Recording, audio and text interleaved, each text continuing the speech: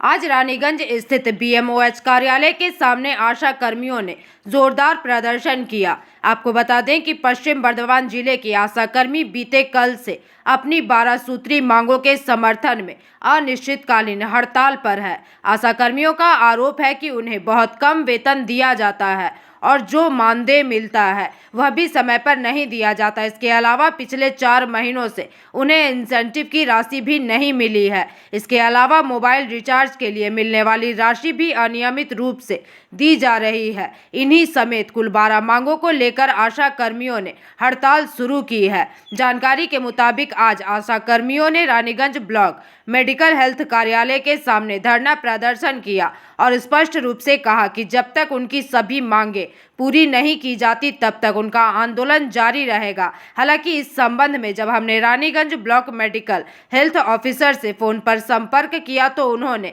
इस विषय पर कोई भी टिप्पणी करने से इनकार कर दिया।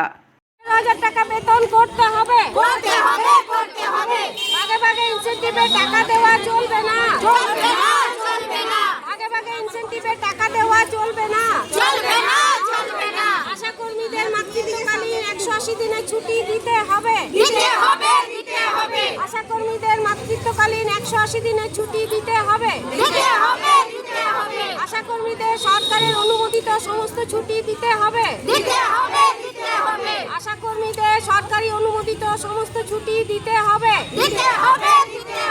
মেলায় খেলায় ডিউটি দেওয়া চলবে না মেলায় খেলায় ডিউটি দেওয়া চলবে না অবিলম্বে মোবাইলে রিচার্জ দিতে হবে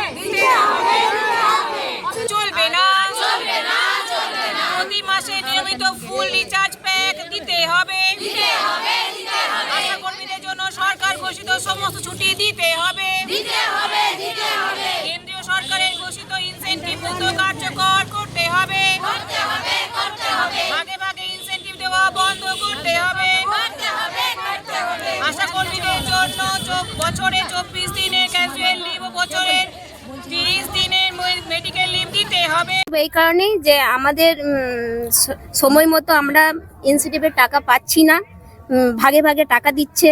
এই ভাগে ভাগে টাকা দেওয়াটা আমাদের ভাগে ভাগে টাকা দেওয়াটা আমাদের বন্ধ করতে হবে। এই কারণে আমরা একটা কর্মবিরতি রেখেছি। তারপরে আমাদের অনেক কিছু দাবিগুলো যেগুলো আছে সেগুলো অনেক কিছু আমাদের সময় মতো দেওয়া হয়নি। কি কি দাবি আছে আপনাদের?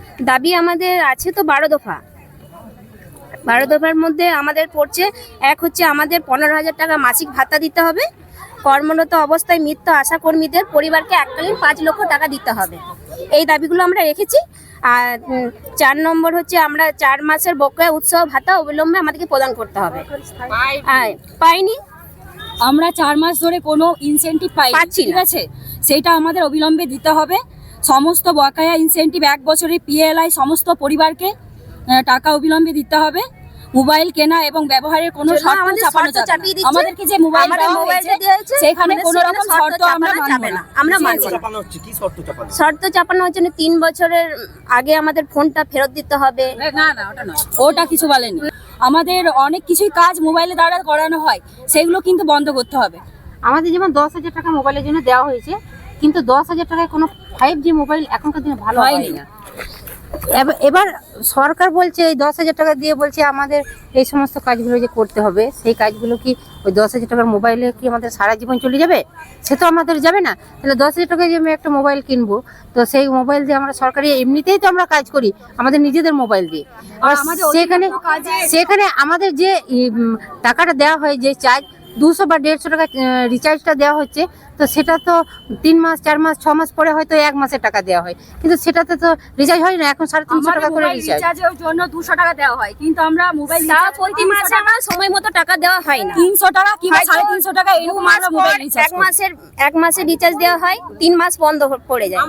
আবার টাকাটা আমাদের ভাগে ভাগে দেওয়া হচ্ছে। 4 মাসের ইনসেনটিভ, তার মধ্যে 3 মাসের একসাথে দেওয়া হয় না, 1 মাসের দেওয়া হচ্ছে, 3 মাসের বাকি পড়ে রয়েছে। মানে সব নিয়ে আমাদের 4 মাসেরই বাকি পড়ে রয়ে যাচ্ছে, দেখা যাচ্ছে। আচ্ছা, পরিবার কিছু যে সদস্যরা রয়েছে তাদের কিছু বীমার কিছু সুযোগ সুবিধা পান না? কোনো কিছু পাই না। এমনকি কোনো আশাকর্মী যদি মারা যায় তাদের টাকা পাওয়া যায় 5 লক্ষ টাকা বলেছে। रानीगंज से सम्राट दास की रिपोर्ट, पीवीटीवी न्यूज।